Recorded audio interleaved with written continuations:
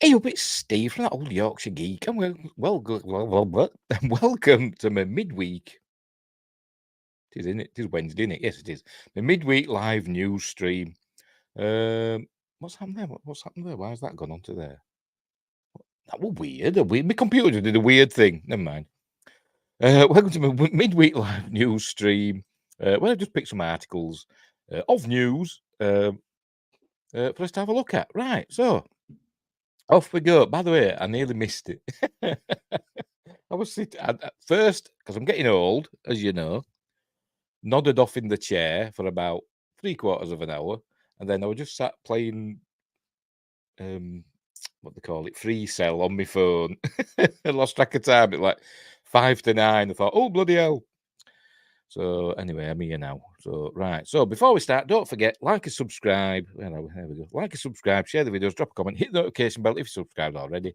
We're live on YouTube.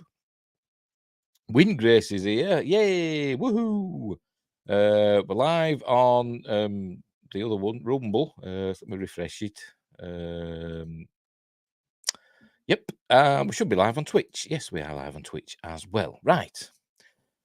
Later on, I'll upload it to Spotify, Amazon Music Podcasts, and Google Podcasts. And the links for all the stories are in the description. I don't plagiarize anything. The links are all in the description. And later on, I'll put timestamps in when we're all done, so you can go backwards and forwards if you want to.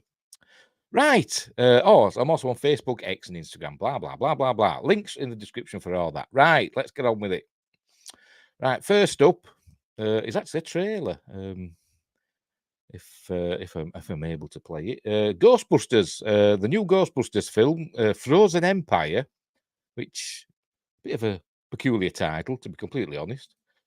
But when they first said it, when I saw this earlier on this evening, and they said Ghostbusters Frozen Empire, I thought, have they got like a fan, a fan trailer mixed up with the real thing? But no, it's a real trailer. So right, so we're gonna watch that. We're gonna watch the Ghostbusters Frozen Empire trailer. It starts off with some music. Hopefully, we won't get into trouble. I wish they wouldn't put, licensed music in the bloody trailers. Pop songs and stuff. But anyway, let's get on with it. Right, so we listened to a bit of Bananarama. Don't know what people saw in Bananarama. People say, "Oh, it's a good song." No, it's just like three schoolgirls singing. That's all I think of Bananarama. Anyway, whatever. Right, here we go.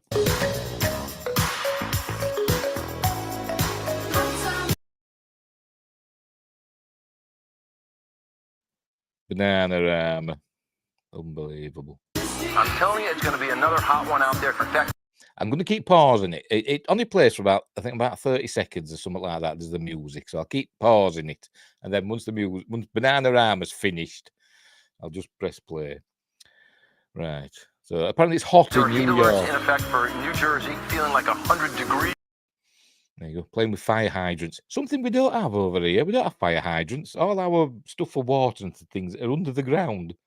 With access covers and stuff. They don't have them. They don't have them just sticking in the street for cars to hit in action films. Anyway.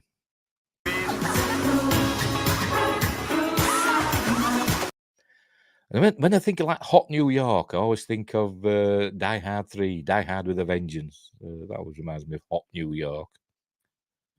Right, so they're all going in the beach. Hope it's not Long Island, because that's near New York, isn't it? Oh, there's a shark in that water. No, there's something else. They're playing soccer. Playing soccer on the beach. Or they would do it in a New York accent, wouldn't they?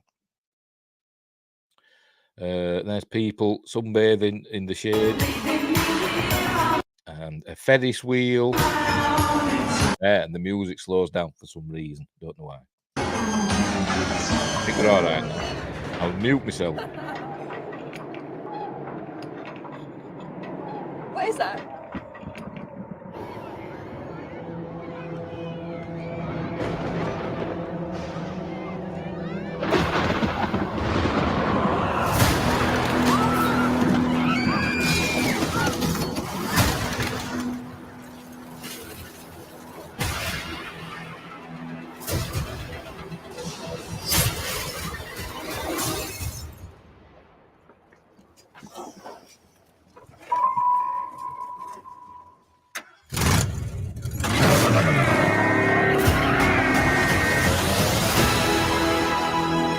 for the first time in New York history, people froze to death in the middle of July. I'm sorry, but why isn't it going did? Why is the bloody Force Awakens music playing? I don't know. Sorry, back to the trailer. What is it? The death chill. The power to kill by fear itself. Your veins turn to rivers of ice. Your bones crack. And the last thing you see is your own tear ducts freezing up. Like, literally scared to death? So cool.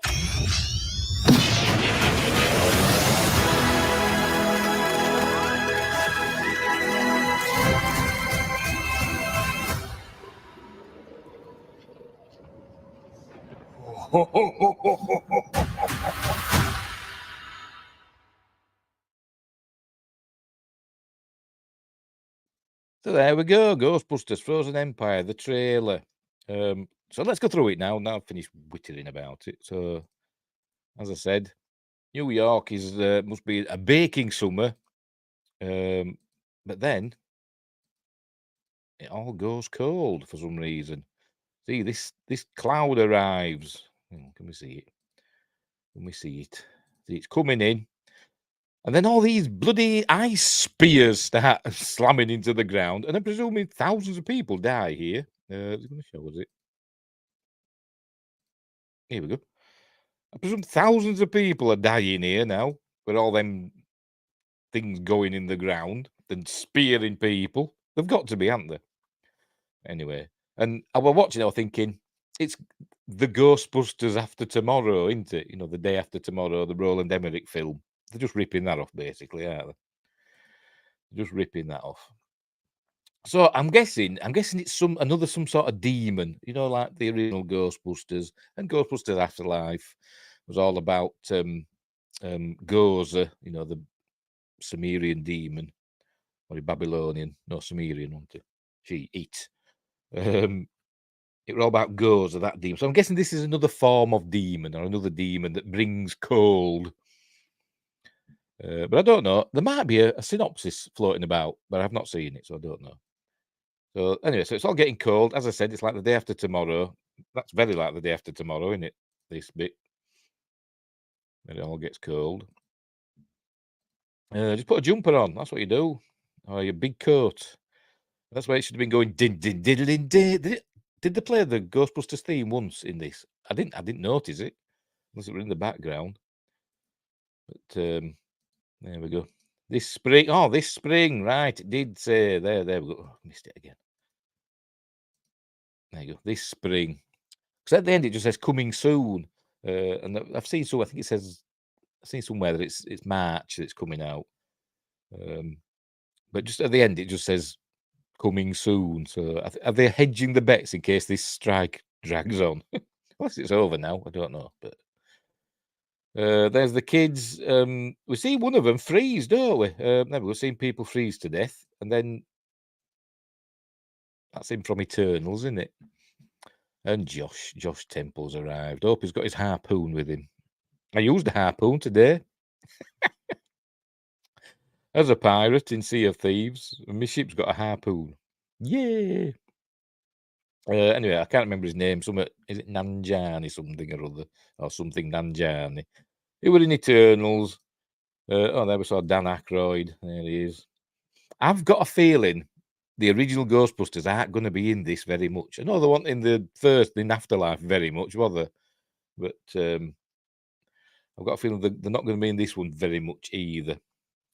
But we saw Dan, and we see Ernie Hudson, and we see Bill Murray, and I bet he's not in it hardly at all. There's. Oh. Come on. Where is he? There he is. There's Ernie Hudson. Remember, he's super rich now for some reason, isn't he? It showed him at the end of Afterlife, didn't he, being super rich? And there's one of the lions outside the New York Public Library that we see in the first film, don't we? So they've got one of those coming to life like that, roaring at somebody. Anyway. There's more snowy, icy stuff. And this, I was wondering what was happening with this, because I saw this at this horn, and I thought, oh, is it Zool and Vince Clortho coming back? But I don't think it is it? It's some other form of demon, but I don't know what it is. We're sticking its horns back in. I'm hoping to watch your Sea of Thrives later. You haven't missed much. I was rubbish at it. People had to tell me what to do. I couldn't even find the captain's table, tell you. Bloody hopeless. It's a tricky game. It don't give you any clues hardly of what to do. It's anyway. There's James. Oh, I forgot to put the name now. James Acaster. Because my son was going through who's in the list, and he says, "Do you know this and that and this person?" He's saying James Acaster, and I thought that name rings a bell. And eventually it dawned on me, he's a British comedian. He's a stand-up comedian in Britain, and he's done an actor as well.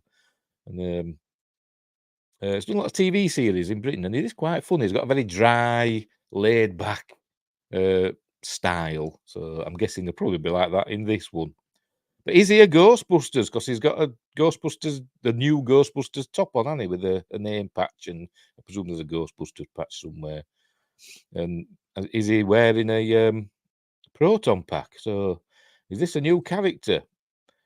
So I don't think we're in the first one, I don't think we're in Afterlife. I never noticed him anyway. There's the mother. My son doesn't like her because from the first one, well, Afterlife. Oh, well, does she die then here? Look, she's freezing up. So is she going to die, or they're going to save her just before she freezes to death? Don't know. And there's bloody Patton Oswald. Is it Oswald or Oswald? Whatever. Don't care. What's he laughing for? And who is he? Don't know.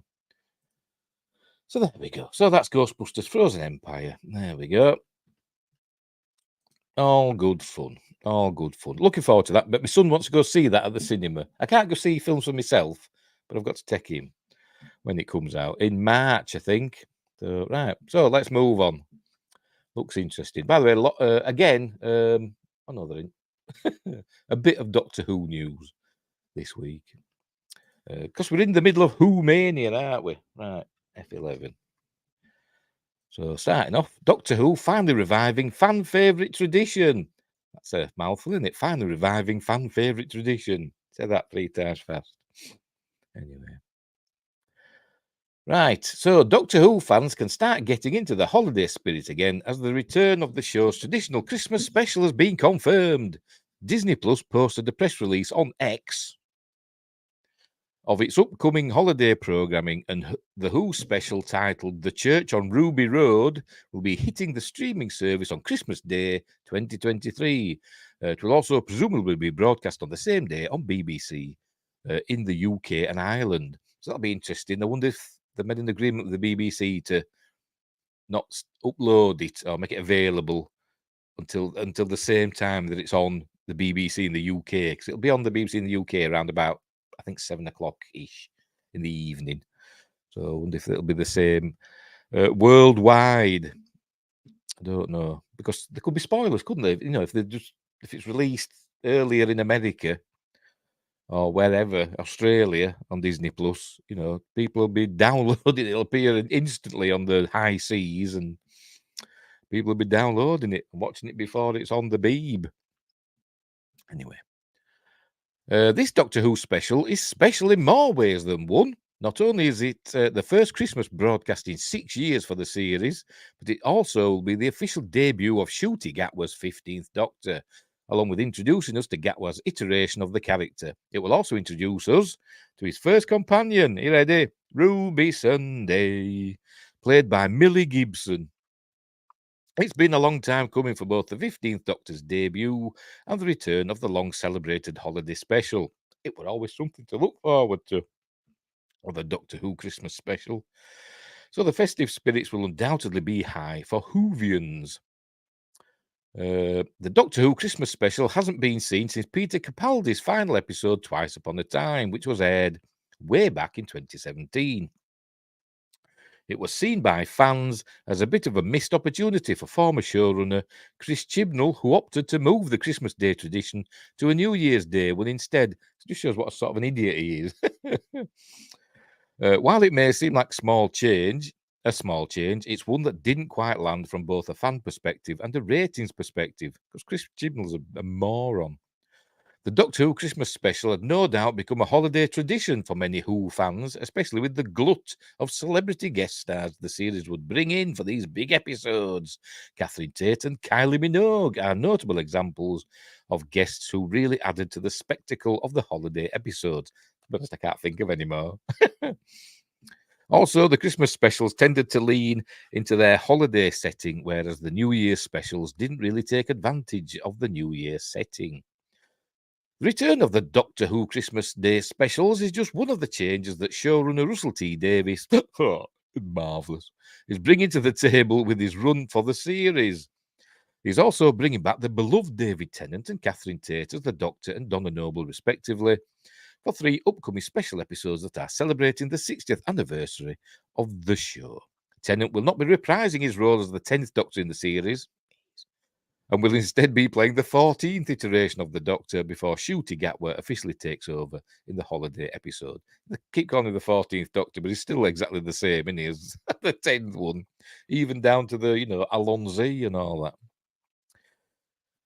The David Tennant, there's Ncuti Gatwa. The David Tennant and Catherine Tate starring anniversary episodes are just around the corner and will be coming to Disney Plus and BBC One on November 25th.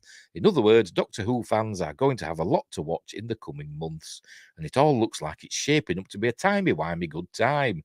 Make sure to mark your calendars and check out David Tennant's return on November 25th and Ncuti Gatwa's big debut on Christmas Day. There we go. And I noticed a thing up here, one of these at the side here, one of these. Where is it? Where is it? There we go. Do you know what film that's from? I know what film that's from. Clint Eastwood. At least I think I do. 10 points if you know where it's from. I'm going to see if I can guess these down here just for a bit of fun. Well, that's obviously Wednesday, isn't it? That's Drag Me to Hell, isn't it? I think that's Firefox. Which is a cool film. I went to see that at the cinema when I were young. Obviously, that's Spock in it and stuff. The original series. I've no idea what that is. Hello there. We know what that is. Will Smith in something. Probably Bad Boys.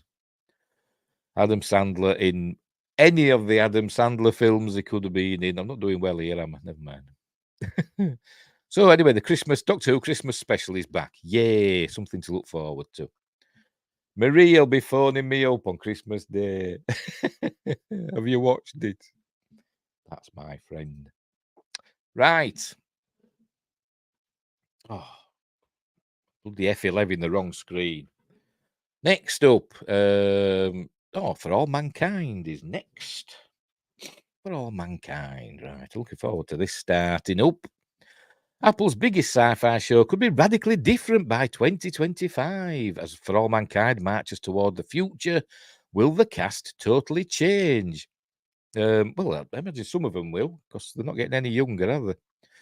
The little alternate timeline show that could is back for a 4th season. It's my Star Trek Origins sort of thing.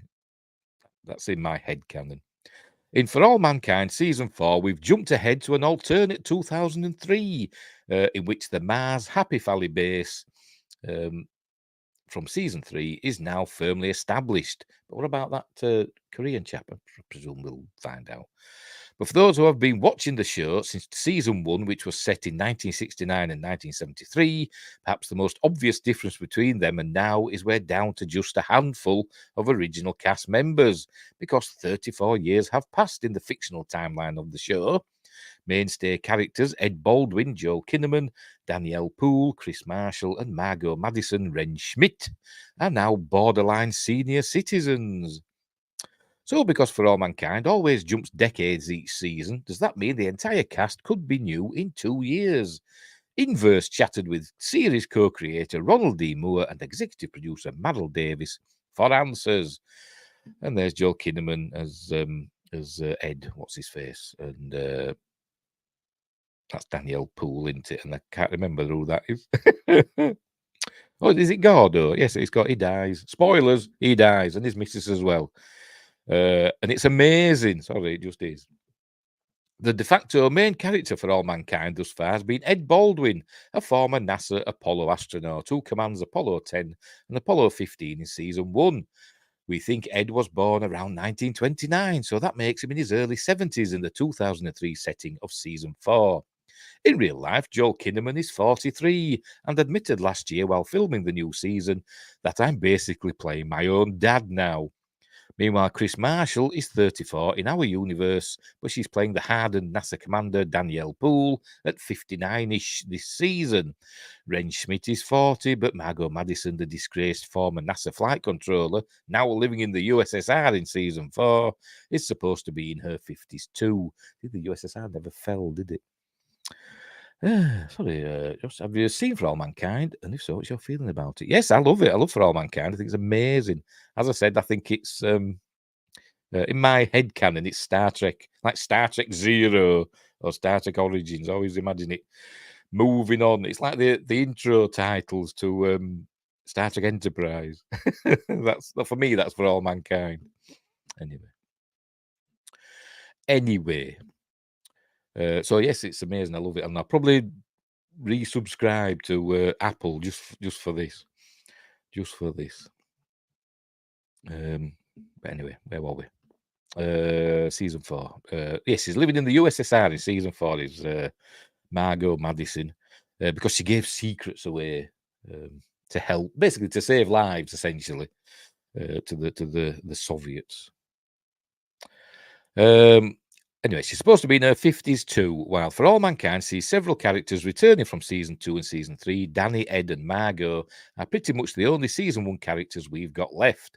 And because of their respective ages, it's possible they won't all make it to season 7, or will they? See, that's another thing that links it to Star Trek, is getting 7 seasons.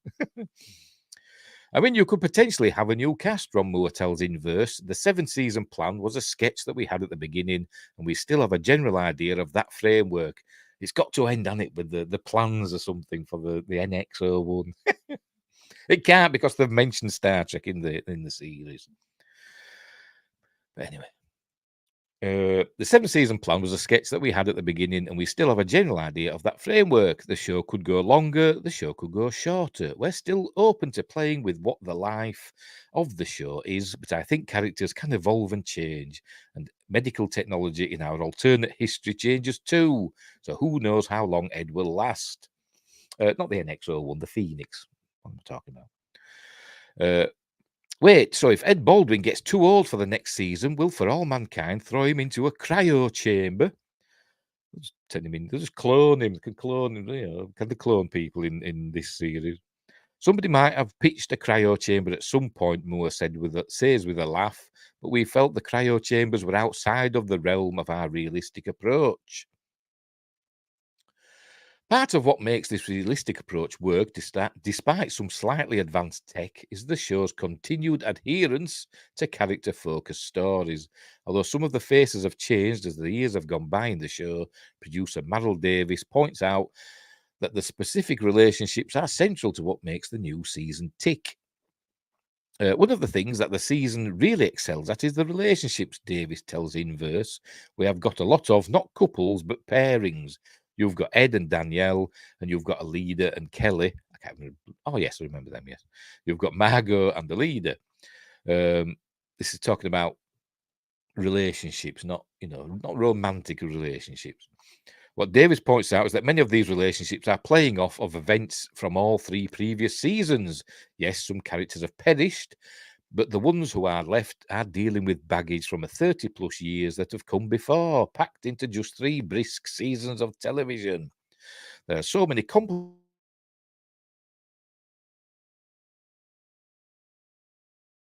past catch up with a lot of these characters.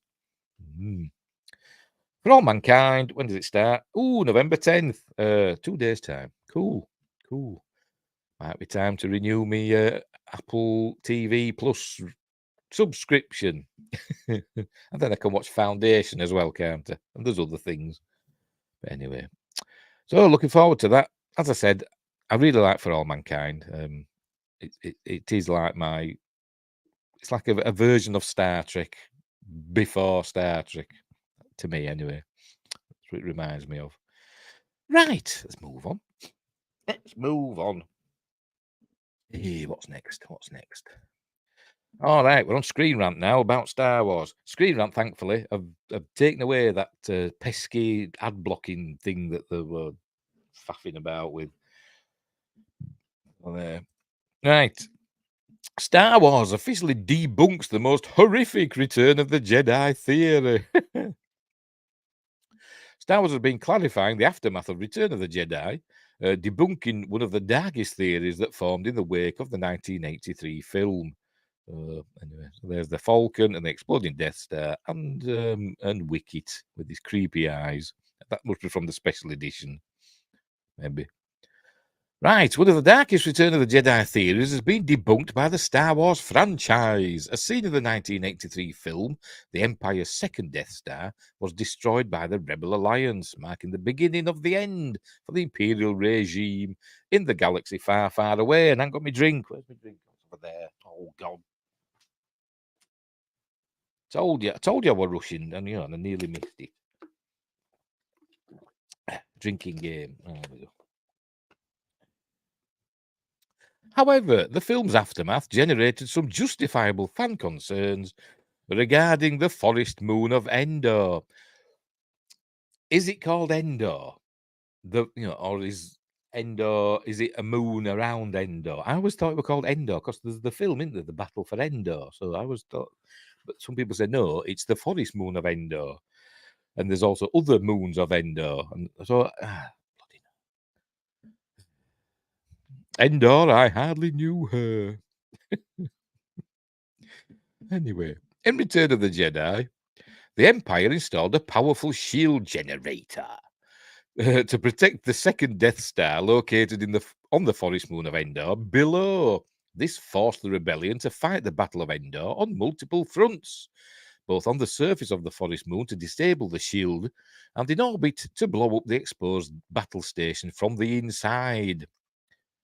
While the rebellion was victorious and the second Death Star exploded, a dark theory was formed regarding the ultimate fate of Endor and its Ewok tribes who helped the rebels win the day. One Star Wars has since debunked in various ways. On it says the Death Star's destruction should have wiped out life on Endor. The forest moon was right below, but according to Rise of Palpatine, it somehow passed through a hyperspace portal or something. Did something, didn't it? And missed Endor and landed on one of the other moons, which has got a name, but I can't remember what it is. Stupid film, but hilarious. In 1997, astrophysicist Curtis Saxton claimed that both the forest moon of Endor and the Ewoks should have been doomed. Don't forget all the other creatures that live on Endor as well that we saw in the Ewoks movies. Should have been doomed to the falling remains of the Death Star. Likewise, this theory was later supported by other academics using crater simulation programs. It's Star Wars, isn't it? It was ultimately determined that the remains of the Death Star would have inevitably impacted the forest moon, leaving behind a crater 4 times larger than the Chicxulub crater connected with the extinction of the dinosaurs. Too much time on their hands, haven't they? But a slow week at the university. Essentially, Endor should have been decimated, dooming the cuddly Ewok tribes to a fiery demise, as the impact would have flash heated all the water and ignited all the trees, even if any of the Ewoks were outside the primary impact zone. The entire world should have burned away to nothing with the rebellion's victory. As such, it's an incredibly dark outcome, considering all the celebrations that were held as seen at the end of Return of the Jedi, with Yub Nub and such, which they changed, didn't they, for the special editions. But did George Lucas. All just so he didn't have to pay his wife. Anyway, but luckily, the Ewoks are okay. However, the fact that celebrations were had on the forest moon itself helps suggest that the Ewoks survived. Well, the Death Star was essentially, we thought at the time it was essentially vaporized, wasn't it? We thought. But then huge chunks of it ended up on that other moon. Maybe it says here somewhere, but anyway.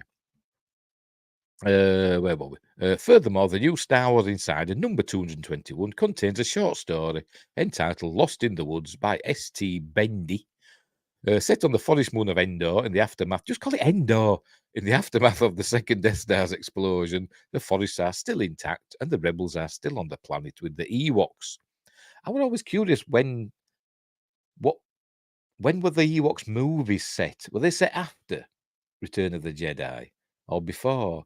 Because they could speak English. Well, Wicket could. They could speak English, could the Ewoks? So they couldn't in Return of the Jedi, could they? So I always thought it was set after, but then I've heard people say it's set before. So I don't bloody know. Anyway, I forgot where we were now. Right. Thankfully, Star Wars ignored actual physics in favour of fiction because, it's a fantasy, isn't it? Preventing the fiery demise of the Ewoks that should have occurred based on empirical scientific evidence. He walked like an Egyptian. Wait, furlings. Oh my God. Yes, furlings. But furlings are more like koalas, aren't they, really? According to that episode, anyway. Likewise, other canonical Star Wars materials have supported Endor's survival as well, such as the Shattered Empire miniseries, where the rebels rooted out the remaining Imperials on Endor. Ooh, they just called it Endor then. There's also the story campaign for EA's Battlefront 2, which I've started playing, but I get stuck on a bit and I can't get past it because I'm rubbish at games, which showed the Empire's Inferno squad watching the Death Star's destruction from below. They then flew through a massive debris field of the station's remains in orbit around the forest moon, supporting the idea that the explosion was not powerful enough to send fragments into its atmosphere. And here we go, the rise of Palpatine. There we go. Right. Oh, is that what they called it? Kef Beer. Additionally, the rise of Palpatine provided an on-screen explanation 36 years after Return of the Jedi, beyond the debris field around the forest moon and subsequent additions to the canon showing that the Ewoks were okay. It was revealed that the nearby ocean moon of Endor, known as Kef Beer, it's not, they should just call it the ocean moon of Kef Beer, experienced impacts from the larger chunks of the battle station. This included the Death Star's super laser dish and the Emperor's throne room.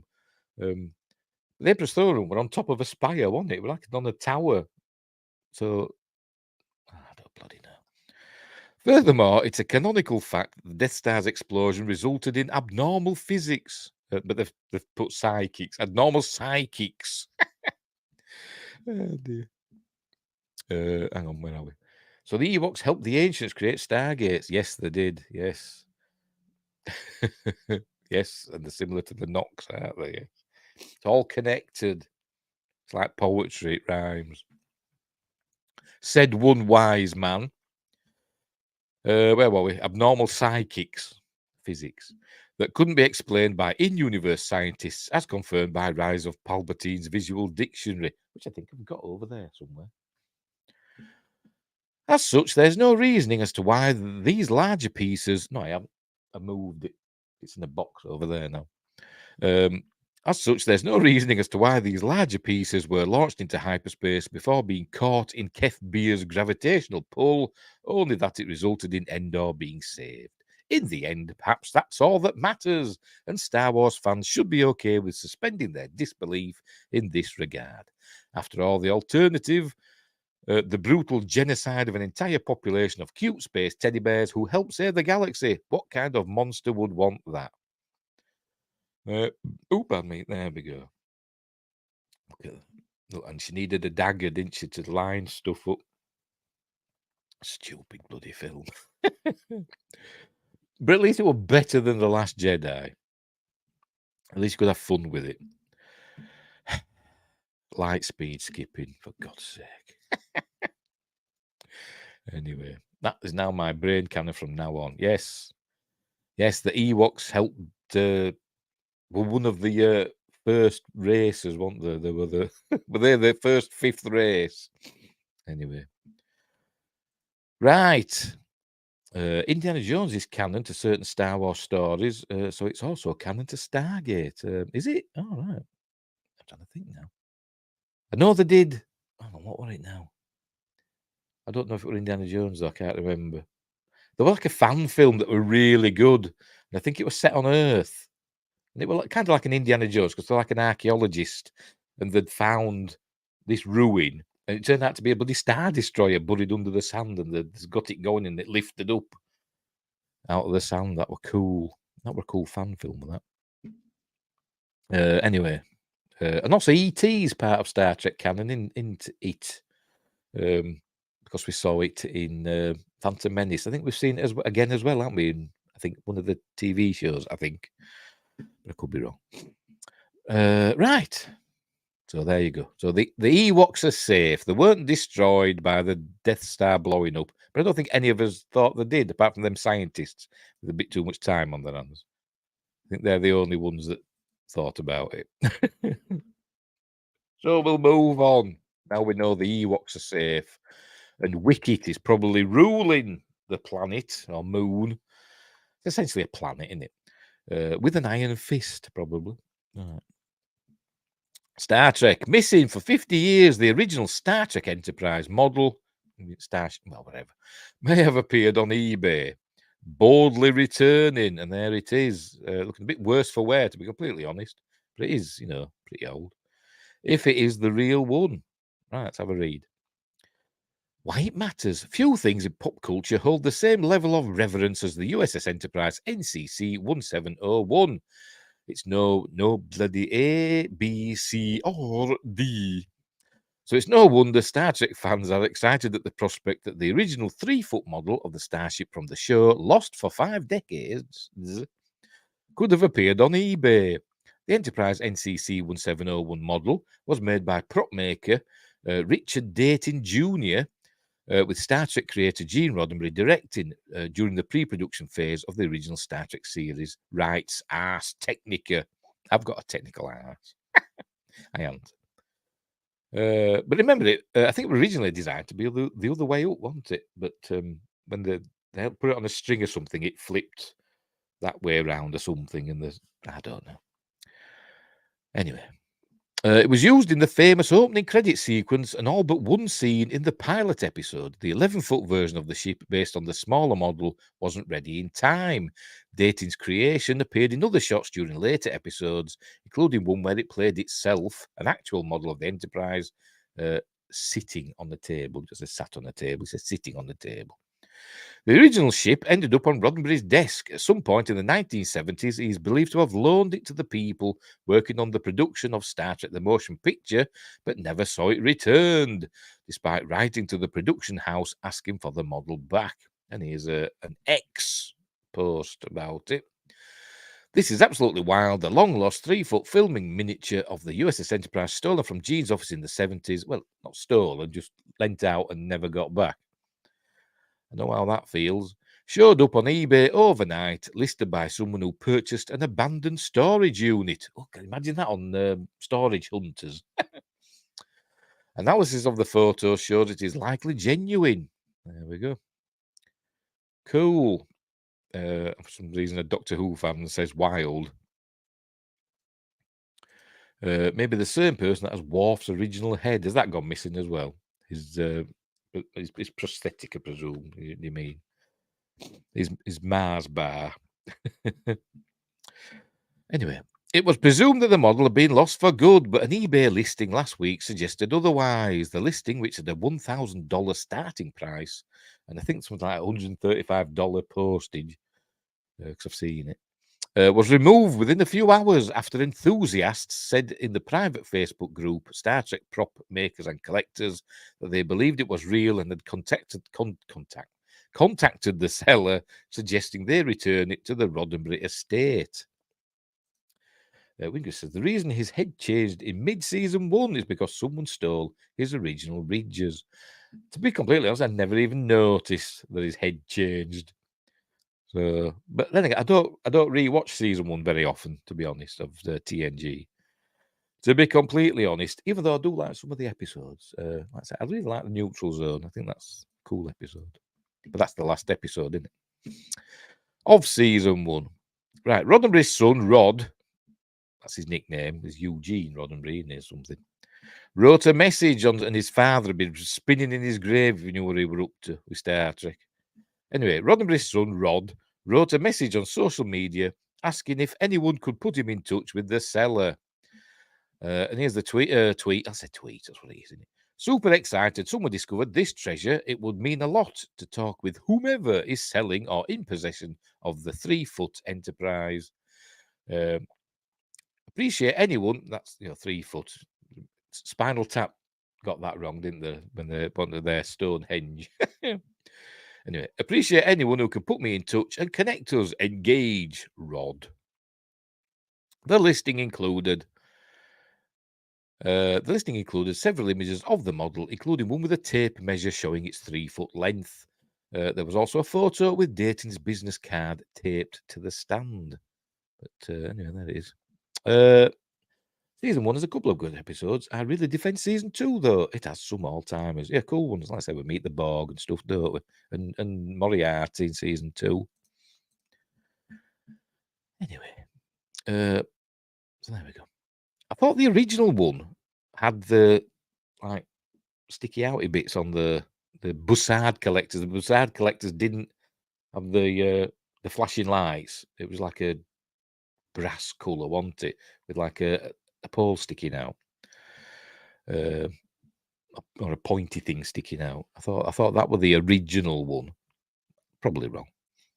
While the eBay seller refused to say how they acquired the model, it's believed that they specialize in selling items found in storage lockers that have been abandoned when a person stops paying rent due to one reason or another. Storage wars, basically.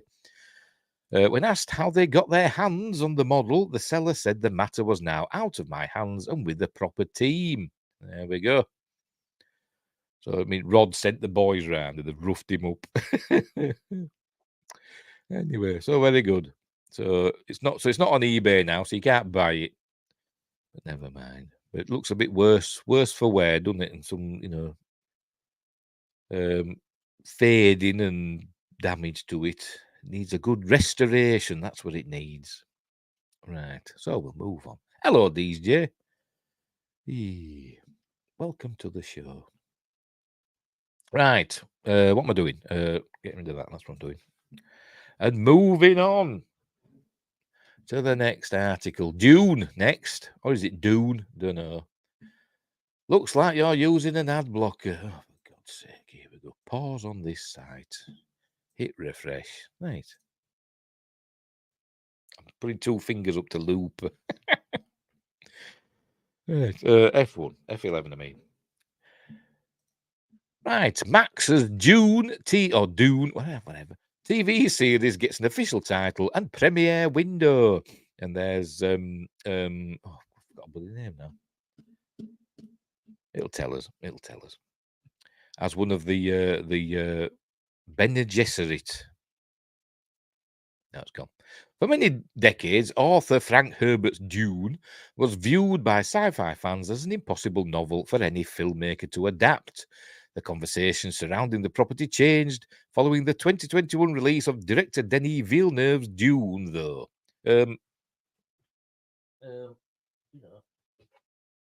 Objection, my lord.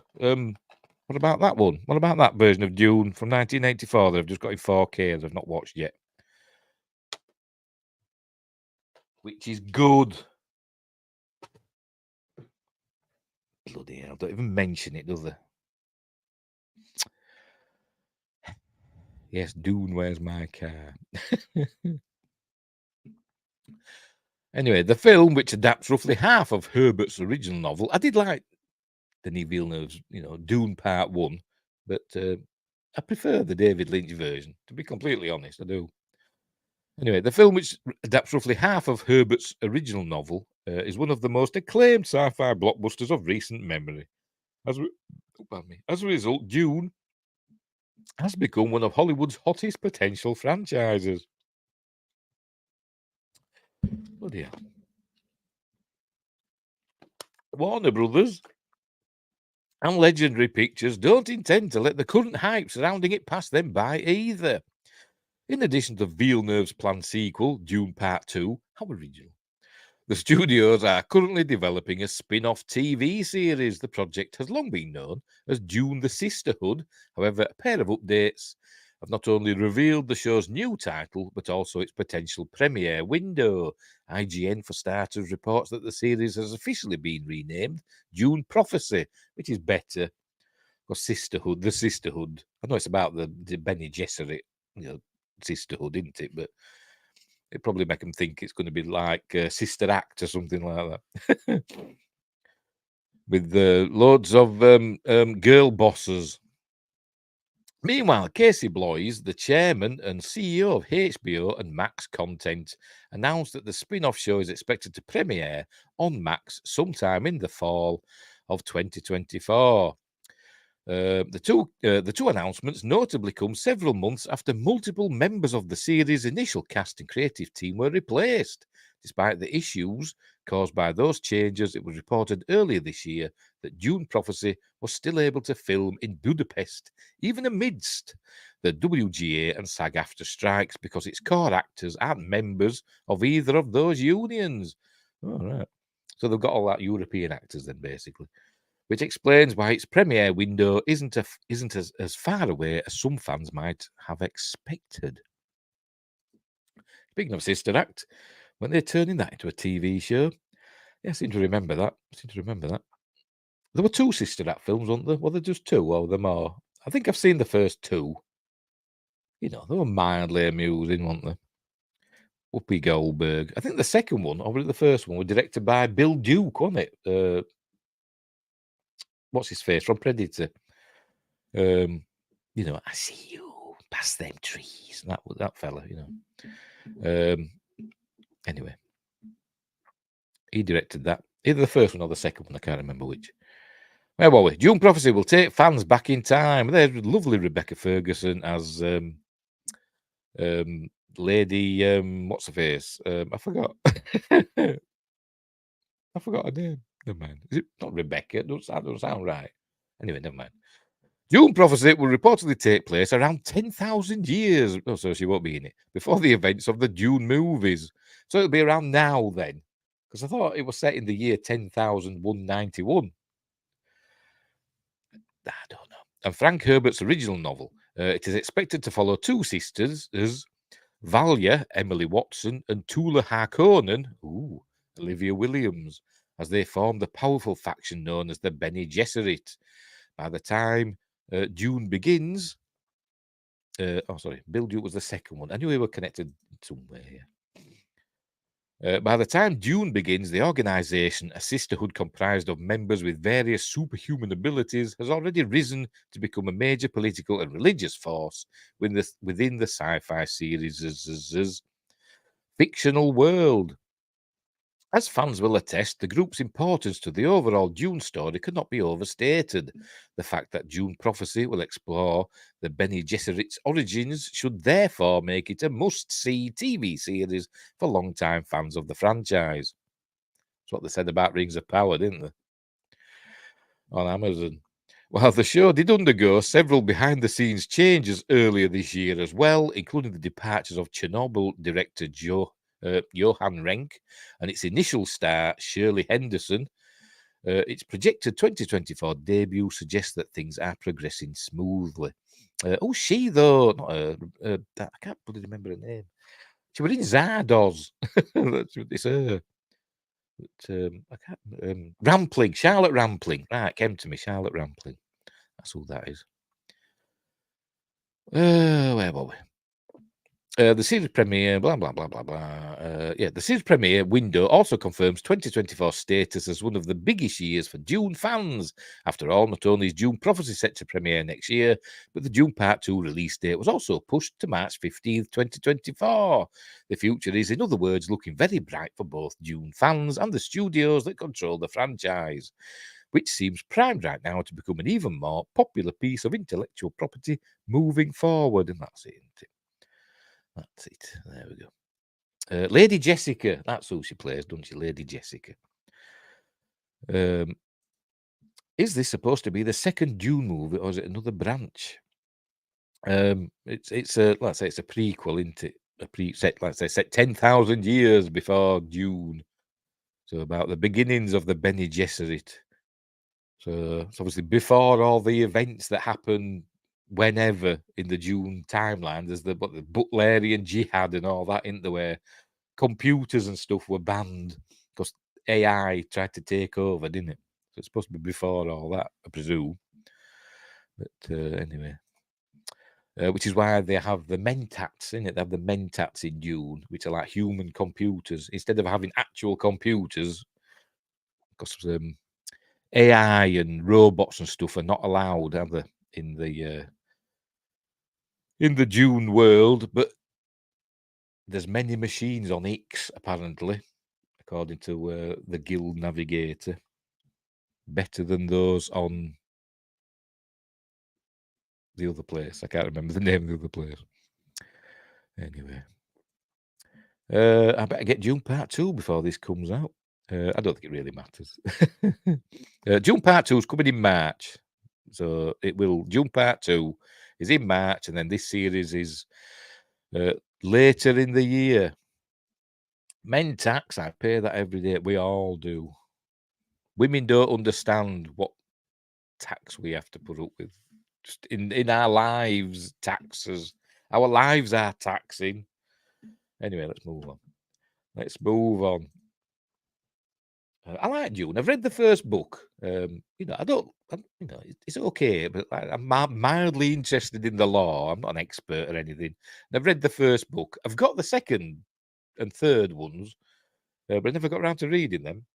For some reason, even though they're a lot shorter than the first one was massive, isn't it? And the second and third ones aren't as big, but I never got around to reading them.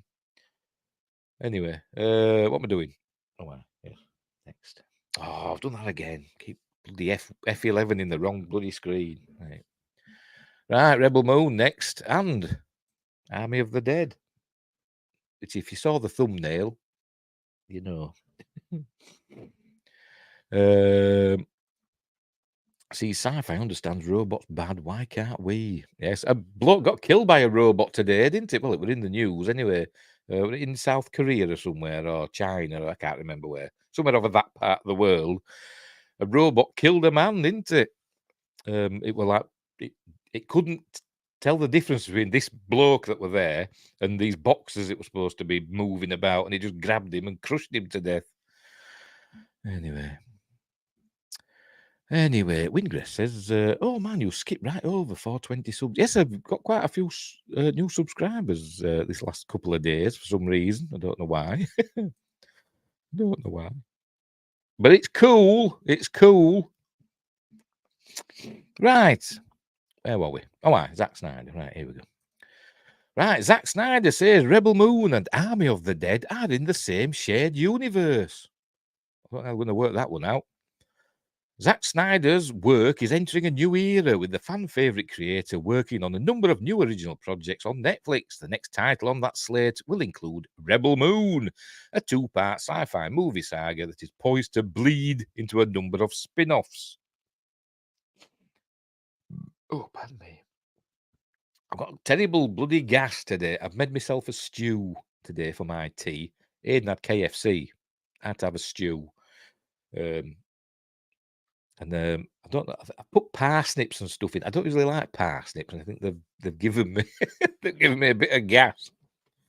I think they're disagreeing with me. Anyway, where were we? To the surprise of some fans, it sounds like Rebel Moon will have ties to another Snyder title. In a recent interview with Total Film, Snyder revealed that there were some connections between the two universes of Rebel Moon and Army of the Dead, his zombie franchise, which is also on Netflix, which I quite liked. Or Army of the Dead Pixels, as it was nicknamed, wasn't it? Because there's dead pixels on the. He used an old digital camera, didn't he? And that apparently had dead pixels, and he never fixed it in post production for some reason. Anyway, Army of the Dead, but I quite liked Army of the Dead, and I quite liked the other one, the prequel one about that bank heist. I thought that were really good. Anyway. But that's just me. His zombie franchise, which is also on Netflix. Although on paper those franchises might not seem able to be connected, it sounds like the linchpin was the now stalled Army of the Dead Lost Vegas anime series. I mean, remember in Army of the Dead, there were UFOs and stuff in it, weren't there? At the beginning, we saw UFOs in it, and then later on, we see that there's like robot zombies. So maybe that's the connection. These UFOs and robot zombies, maybe they're from something to do with Rebel Moon. Maybe spaceships from the Imperium or whatever come to Earth for whatever reason. I don't know. I'm just guessing. Army of the Dead, Snyder explains, Army of the Dead has a pretty vast mythology that never made it into the movie, Snyder explained. There's actually a character from Rebel Moon in the Army of the Dead animated series that we never did. At one point in the show, they go through a portal into another dimension. And there are characters in that other dimension that they come across. In Rebel Moon, they're in this bar, and one of the aliens is one of the characters from the, I think they mean anime. So it's definitely a shared universe. Oh, right. So there you go. We did all the scripts and the animatics, and all the voices are recorded, Snyder continued about the Lost Vegas series. So you could watch it even in its crazy animatic form. All right, so it's not about that. You can watch the whole run. So why aren't they doing it then? Maybe talking about this to try and nudge Netflix to get them to release it. Throw him some money. In Rebel Moon, Part 1, A Child of Fire, when a peaceful settlement on the... we know all this, don't we? Oh, no, we'll carry on. In Rebel Moon, Part 1, A Child of Fire, when a peaceful settlement on a moon in the furthest reaches of the universe finds itself threatened by the armies of the tyrannical regent Belisarius, not Donald P. Belisarius. Cora, Sophia Boutella, a mysterious stranger living among the villagers, becomes their best hope for survival. Help me, Cora, you're my only hope. Tasked with finding trained fighters who will unite with her in making an impossible stand against the mother world, Cora assembles a small band of warriors, outsiders, insurgents, peasants, and orphans of war from different worlds who share a common need for redemption and revenge. As the shadow of an entire realm, capital R, bears down on the unlikeliest of moons, a new army of heroes is formed. I hope there's space battles in this Rebel Moon film. We haven't seen any in the trailers, have we? I don't think. I hope there is. This is me growing up as an Akira Kurosawa fan, a Star Wars fan, Snyder said in a statement when the film was first announced. It's my love of sci-fi and a giant adventure. My hope is that this also becomes a massive IP and intellectual property and a universe that can be built out. I've spent the last 2 or 3 years building out this universe. Every corner has to be painted in. We've been doing designs, constantly drawing, and really cultivating its fertile ground to make this world fully realised. Right, what is Zack Snyder making for Netflix? Right. Snyder's collaboration with Netflix, which began with 2021's Army of the Dead, which I enjoyed for what it was, has inspired multiple film and television projects. This includes several Army of the Dead spin-offs, including the I can't remember what it's called now. The one about the bank heist, which I thought were a lot of fun. As well as Twilight of the Gods, an animated series for the streamer inspired by Norse mythology. What do you think about being set in this blah, blah, blah, blah, blah? Rebel Moon Part 1 is on Netflix December 22nd, just in time for Christmas. I've got that. I've got the Doctor Who Christmas special to look forward to as well. Christmas is exciting. It is this year, for me anyway. Right. So there we go. So it's nothing to do with the UFOs and the robot zombies, the connection. Never mind. Or maybe it is. I don't know. Right, what's next? Karen Gillan. We're nearly done, actually. We're nearly done. It's be a quick one this week, isn't it? I said that last week. Right. Karen Gillan wraps filming on new Stephen King adaptation with behind-the-scenes TikTok. Escape from Robot Island. Yes. Sounds like fun. Doctor Who star Karen Gillan confirms in a new video that she's wrapped filming for Mike Flanagan's, of course, Stephen King adaptation, The Life of Chuck. And there she is. I like Karen Gillan. She could eat a few more pies and stuff like that, because she's a bit thin, isn't she, for me? I like a bit more mate on me women, but she's gorgeous. Karen Gillan, my son's always saying, you fancy her, don't you? Yeah. Karen Gillan wraps filming on the upcoming drama The Life of Chuck, written and directed by horror specialist Mike Flanagan, the adaptation of Stephen King's novella of the same name from his 2020 collection If It Bleeds, tells the life story of the titular Chuck, a man suffering from a brain tumour. The story, which is told in a reverse order, begins with Chuck's death and ends with his early years. In addition to Gillan, The Life of Chuck will star Tom Hiddleston and Mark Hamill. So I say Mike Flanagan likes to use actors and actresses he's worked with before, hasn't he? And he's worked with Karen Gillan before, hasn't he, on Oculus. So, and obviously, Mark Hamill has just been in Fall of the House of Usher. I don't know if he's worked with Tom Hiddleston before. I can't remember. Anyway, now in a recent video uploaded to TikTok, Gillan, who has previously starred in blockbusters like Guardians of the Galaxy, Avengers Endgame, and Jumanji: The Next Level, confirmed that she had wrapped up filming for The Life of Chuck. Check it out below. Oh, it's showing it now. That's a wrap on Life of... Has it got audio? Somewhere. Oh, it's music. Right, fair enough. Replay it. That's a wrap on Life of Chuck. This is my chair back as a souvenir. Oh, there we go. But, reversed. Because why can't people unreverse, do that? There's a setting on your phone, isn't there? So that when you've got your other, when you've got it facing you or whatever, your front camera, it's not reversed. Anyway, whatever. And she says, sad to go, but excited about what we made. Life of Chuck movie. There we go. And it was Beyond the Sea, wasn't it? Oh, Worf ain't listening to that. Worf kicks off to Beyond the Sea, doesn't he? Smashes up the bar. I think it's that, isn't it? Windgrace, is it that? I think it is, isn't it? Anyway, in the video, Gillan holds up the back of her chair from the set, indicating that her time shooting the forthcoming movie is done. She also expresses that she's sad to go, but also excited about what we made. Right, everything we know about the Life of Chuck, and that's Tom Hiddleston. On one hand, Gillan's video confirming she's done shooting The Life of Chuck suggests that the production could be nearing completion. However, on the other hand, considering that the movie was only announced in May and filming reportedly began in Alabama in October after an interim SAG-AFTRA agreement. Oh, pardon me, Stu. It is more plausible that Gillan is only taking on a fairly small role in the movie and shooting isn't complete just yet.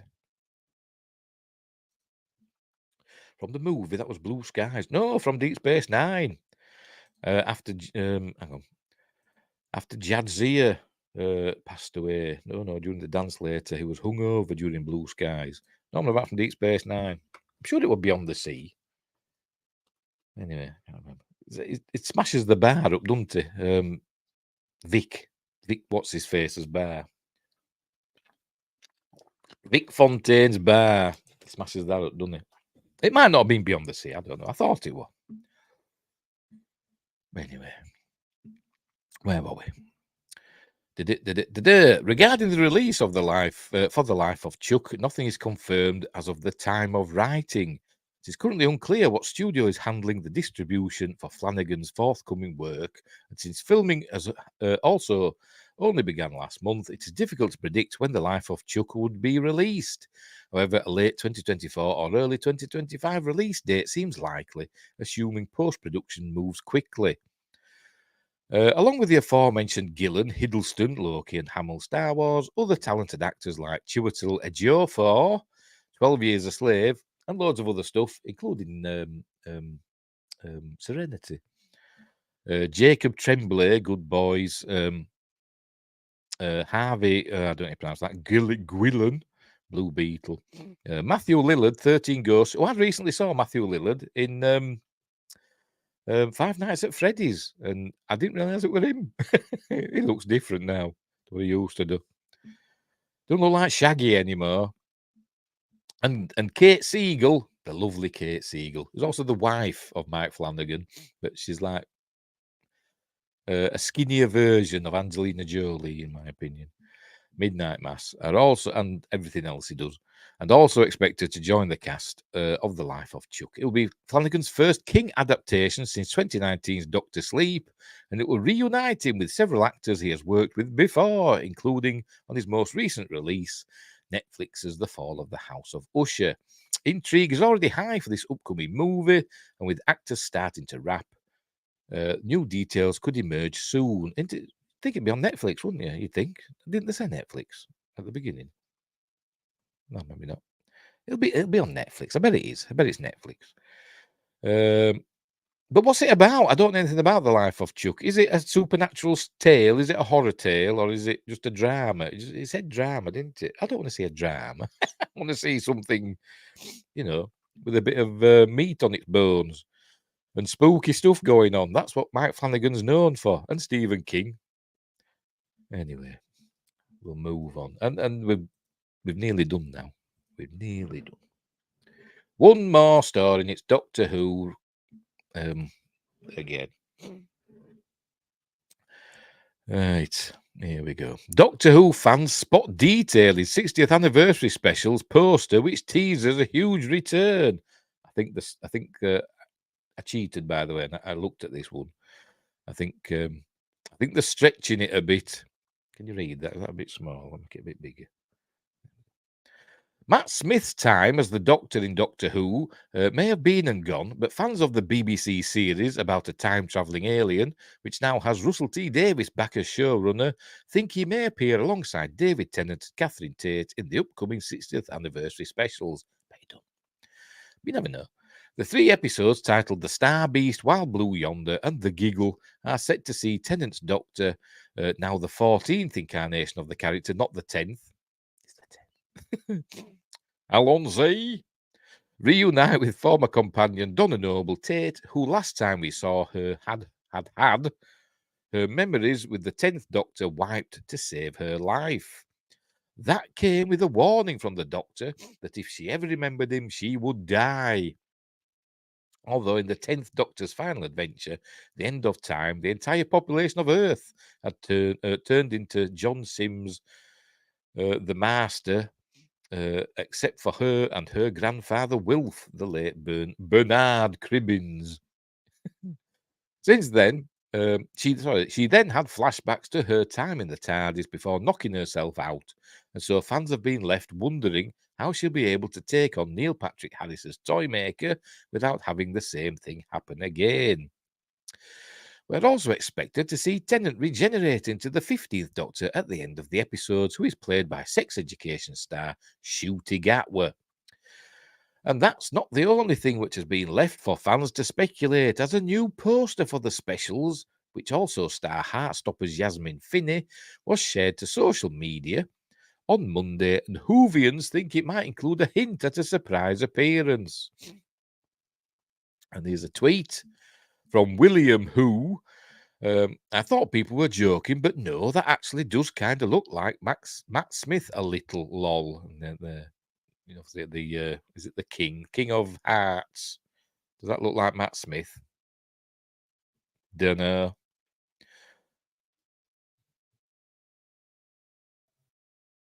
Oh, it's the cat snoring. I was getting this noise. What's that noise? The cat's asleep on the other side of the room, snoring. Anyway, hello, Scottish Geek Guy. How you doing? Right, where were we? Oh yes, Matt. So they think that looks like Matt Smith. So a playing card is their revelation that Matt Smith's going to be in the 60th anniversary specials, and another one, Matt Smith. Who's that? That looks like what's the face from Red Dwarf? Not the computer that were originally the fella, wasn't it? Norman, what's his face? And then it became a woman, didn't it? Anyway, the game. What game is the universe playing with the Doctor and Donna? And this is the poster. So I'm guessing. Oh, they're looking at that part there, aren't they, by the alien's foot? You see my mouse pointer. They're looking at that there, aren't they? Oh, there, somebody's blowing it up again. So that's supposed to be Matt Smith. It could be bloody Neil Patrick Harris, to be completely honest. Couldn't it? It could. So then, blah, blah, blah, blah, blah. Right. Yes, okay, we've seen it. Yes, everybody's going mad over it. Right, 11th Doctor, and not Harris's toy maker, has since... hang on. Have I missed some text out? Don't know.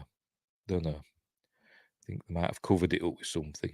Anyway, 11th Doctor, and not Harris's toy maker, since stressed they were joking, and others had some fun with making some outlandish predictions too. Here's another one. What's that one there? Matt Smith. I don't know what we're supposed to be looking at. Anyway, 10th Doctor. Oh, look, he's going to be in it. Holly from Red Dwarf, after a bender.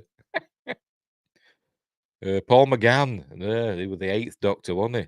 See, that's a better clue, in my opinion, because they could have picked any card, couldn't they? Any, but they picked an 8. And he was the 8th Doctor, wasn't he? So Paul McGann might appear. I mean, he's probably not doing much. Matt Smith's kind of busy, isn't he? He's got his Hollywood career going, hasn't he? On and off. 3rd Doctor cameo. Are they going by the that pattern there, which looks nothing like that? Anyway, what was the other one? There was another one up here, wasn't there? That they were suggesting. I don't understand what that is there. Never mind. Right, what else were there? Matt Smith, Beep the Meep. Right, Smith has previously said of a possible 60th anniversary appearance that I haven't heard and no one's picked up the phone yet. But is that what someone who's hiding the secret would say? Well, yeah, they've got thingamabobs, haven't they, to sign? What are they called now? NDAs. They've got NDAs they've got to sign, haven't they? They're not allowed to say anything. Whovians will have to wait until 25th of December for an answer, or the week after that. It certainly wouldn't be the first anniversary episode or episodes to feature multiple Doctors. For the 50th anniversary episode back in 2013, the Day of the Doctor saw Tennant's 10th Doctor make a comeback and introduce the late Harry Potter actor John Hurt as the War Doctor. Yes, very good. Very good. So that's it. I bet I think there's more chance of Paul McGann being in it than Matt Smith. But you never know. They might throw some others in as well. Why is it showing Benedict Cumberbund? Don't know. He might be in it as well. Mates with Stephen Moffat, isn't he? Who's supposed to be back. Right, so that's it. We're done and dusted.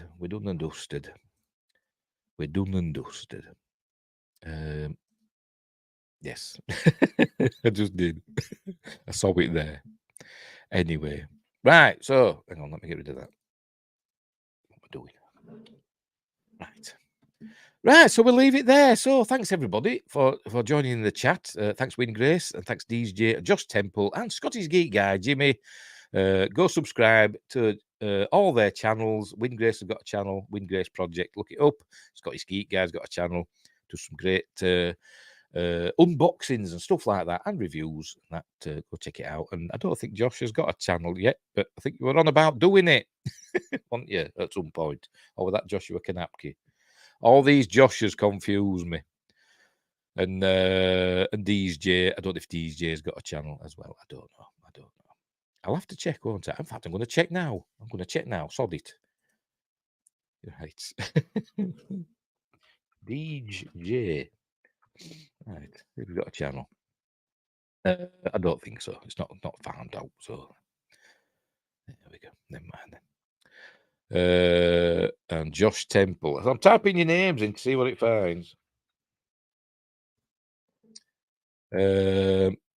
No, it says there, meet Josh Temple, House Crashers, season 11. Josh Temple wishes he had superpowers. I don't think this is the same Josh Temple, is it? Anyway, right. Oh no, one day maybe, says Josh. Josh has a harpoon review channel. He should do, yes, he should. Oh dear. As I said, I used a harpoon today in me. Briefly, I didn't use it to fire it at anything. I just It said harpoon. I said, "Oh, does it work?" And I went up and pressed a button, and it fired a harpoon out. I didn't get a chance to use it for anything else.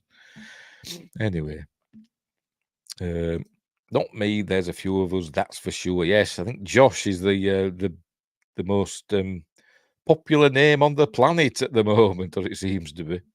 I bet there's even girls called Josh somewhere. Right, we'll leave it there. We'll leave it there. So, as I said, thanks guys in the chat for joining in. Thanks everybody for watching. Well, what's next? I can't remember. Friday is Appointment with Fear Night. This week we're doing You're Next, starring Shani Vinson. So that's Appointment with Fear.